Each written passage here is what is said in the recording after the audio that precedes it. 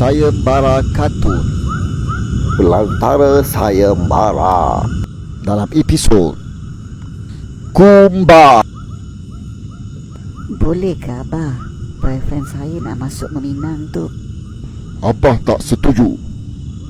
Apa salahnya Abah? Saya dah suka dengan dia.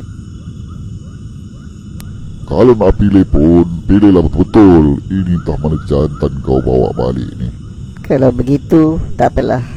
Nanti saya bagi tahu dia.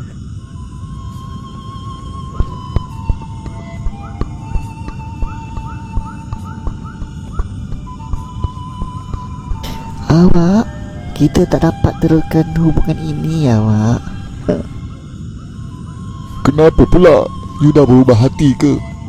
Bukan I yang nak putuskan, tapi parent I tak restukan hubungan kita ini.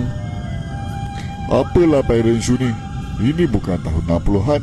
Dah tahun 2023 dah. Takkan masih beza-bezakan darjah lagi. Lagipun I ni bukannya merempat tak ada kerja. I ni supervisor tau kat kilang sabun tu.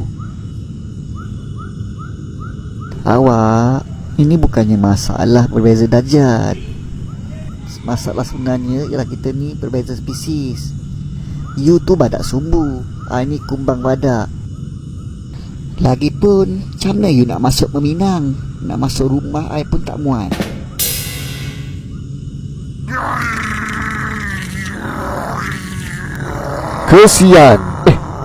Sekian.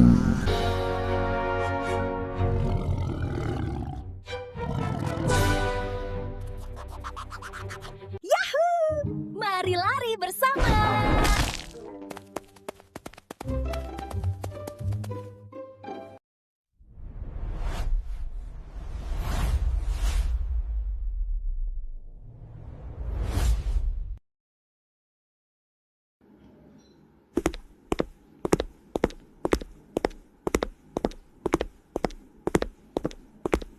Beg kuning, ijo ireka, klik tahu.